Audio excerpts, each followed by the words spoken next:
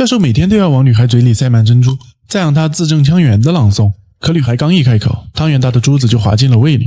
I swallowed one. Oh, it doesn't matter. I got plenty more. Open your mouth.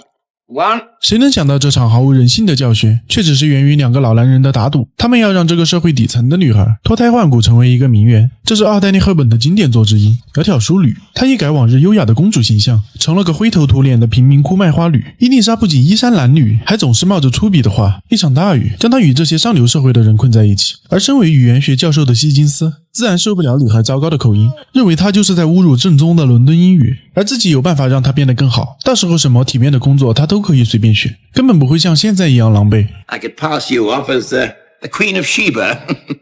How, you don't believe that, Captain? 一旁的上校也不相信教授能做到，于是他们打了个赌，在6个月时间里，让她成为令所有人羡慕的贵族女孩。作为赌注，上校将包下教授实验的所有费用，两人一拍即合定下赌约。而伊丽莎自然不愿错过这个改变命运的机会。然而常年待在贫民窟里的她，已经很久没有洗过澡了。来到教授家的第一件事，就是让女仆们给她从头到脚刷个干干净净。伊丽莎哪见过这样的阵仗，像只被强行洗澡的猫一样，1万个不乐意碰水。浴室里发出杀猪般的惨叫。此时的教授还没有意识到，这个改造的过程将会让他多么的头疼。上校认为，既然自己参与了这个事，就必须得对其负责。他提醒教授不能有任何想占便宜的想法。而在希金斯观察到的婚姻里，女人总是为了一些小事而争吵，他对此非常的讨厌。 And I find the moment that I make friends with a woman, I become selfish and tyrannical. 因为没遇到过让他喜欢的女人，所以教授坚持孤独终生的想法，绝不让女人和婚姻干扰到自己原本的生活。教授一心只想改造好卖花女，而读准原因是练习英语的基础。伊丽莎被绑在凳子上，大声朗读着这几个字母，但教授定下一个严格的要求，只有线条画成直线，伊丽莎才能够吃饭。连管家都认为他太过严苛，说女孩昨天一整天都没有进食。然而这时家里却来了个不速之客，原来是那个从不关心伊丽莎的父亲。他听说了女儿跟2个绅士走了，以为自己攀上了高枝，于是想来讨要一笔丰厚的彩礼。可他刚一开口，就遭到了教授的拒绝。 I'm glad to see you have a spark of family feeling left. She's in there. Just take her away.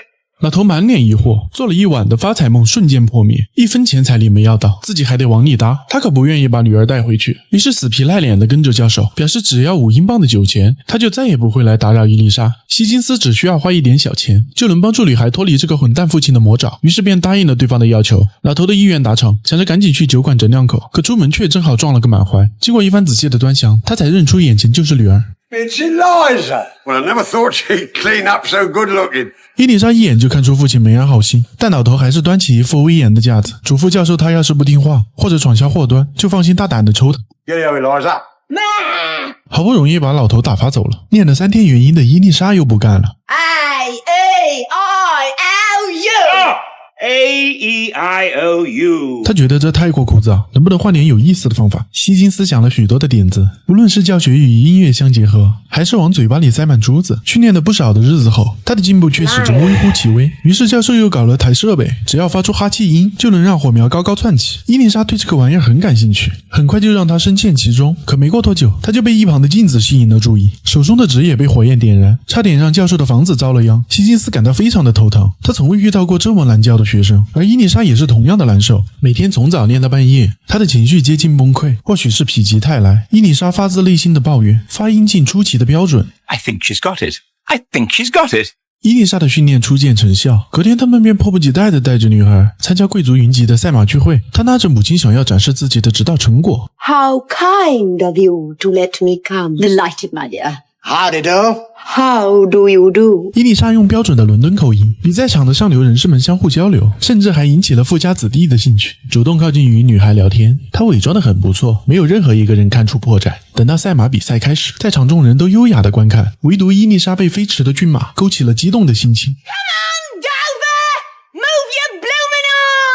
粗鄙的语言惊呆了所有人，之前的一切伪装全都功亏一篑。教授和上校尴尬地寻找地缝。散场时，母亲拉着希金斯劝告，让他放弃这个愚蠢的赌约。江山易改，本性难移。即使把女孩包装成了皇家贵族，她本质上还是贫民窟的卖花女。回去的伊丽莎十分自责，都是因为控制不住激动的心，才搞砸了这一切。看着女孩如此难受，上校提出毁掉这个毒约，让教授终止这场改造。这本身就是一件错误的事。以前他只需要拥有简单的快乐，就会感到无比的幸福，但却因为他们二人被带到了上流社会中，剥夺了本该属于他的快乐。教授也来回踱步，思考着该不该就此放弃。就在这时，那个对伊丽莎产生好感的富家子弟找了过来。女孩当众出糗的行为不但没有让他反感，反而弗雷迪还感受到了伊丽莎真实的一面。于是他带着鲜花想要表达爱意，可是心情糟糕的女孩并不想见任何人。弗雷迪也没有执意打扰，留下鲜花独自离去。得知自己还有人喜欢，伊丽莎也找回了自信心，她还是想要继续改变，于是更加努力地配合教授练习，无论是口音还是礼仪。又经过了2个月的时间，终于到了皇家大使馆舞会的日子。伊丽莎身着一袭白礼服惊艳亮相，款款走下阶梯的身姿也与真正的公主一般无二，加上满身珠宝的加持，即便是平日里严肃死板的教授，看了也是满心的欢喜。他们一起来到女王的舞会，准备迎接最后的考验。这里有着欧洲各国而来的贵族，只要这次没有被人发现，他们的实验就圆满的完成了。可教授却遇到了一个巨大的威胁，自己最出色的语言学徒弟也在此。他深得教授的真传，只要听见对方说一个词，就能判断是哪里的口音。 No imposter can escape my detection.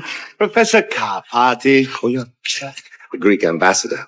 看到徒弟有着完全不逊色于教授的能力，上校十分担心会被揭穿，嘱咐教授的母亲紧盯着那个卷毛，只要他一靠近伊丽莎，他们几人立马上去干扰。而女孩格外受人欢迎，不免引起了一些贵妇的嫉妒，特意叫来徒弟，让他一定要弄清楚对方的身份。好在女王恰巧此时登场，为女孩暂时化解了危机。伊丽莎的优雅吸引了所有的人，连女王也忍不住夸赞。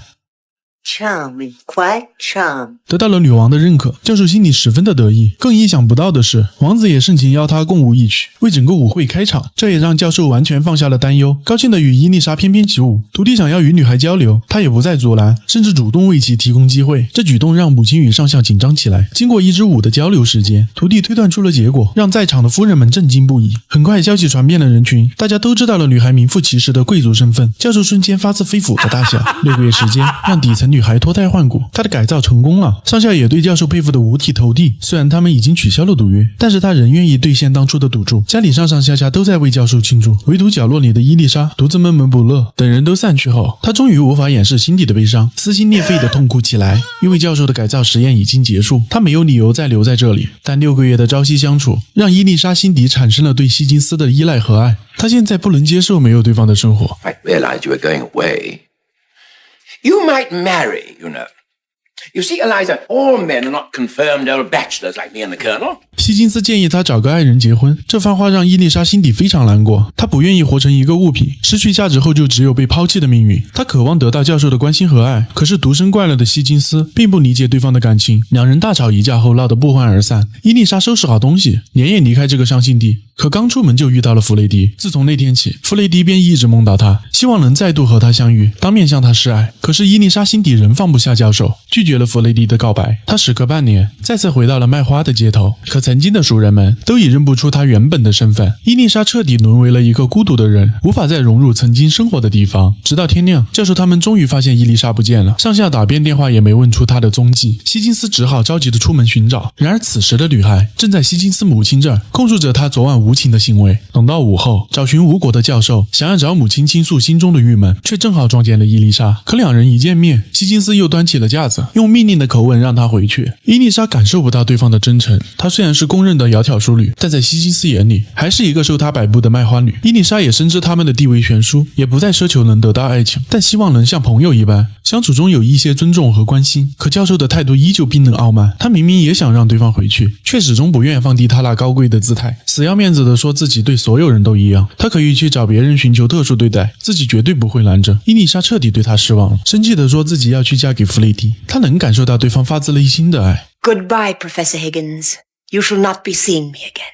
伊丽莎终于下定决心，选择彻底的离开希金斯，二人就此分道扬镳。可回去的路上，希金斯越想越后悔。真正失去伊丽莎的时候，他才意识到，在一天天的相处中，自己也离不开对方了。与伊丽莎每天的对话，早已融入了他的生活习惯中，包括他的一颦一笑，也在脑海中挥之不去。希金斯看着对方的训练设备，心里控制不住的哀伤。听着留声机里两人的谈话，他的思绪也被拉回到过往的每一个瞬间。恍惚之中，伊丽莎又回到了这里，以与白天截然不同的态度与教授打招呼，他一脸害羞地回应对方。影片至此结束。最后这看似圆满的结局，其实并不真实。我更愿意相信这是教授的幻想。而伊丽莎已经成为了自我价值觉醒的窈窕淑女，去了更加广阔的天地，寻找属于自己的幸福去了。窈窕淑女打破了灰姑娘的童话框架，证明真正的优雅源自内心的独立与尊严，而非外在的标签。正如萧伯纳在原著《卖花女》中强调的，伊丽莎的觉醒不是成为皮格马利翁的雕像，而是成为她自己。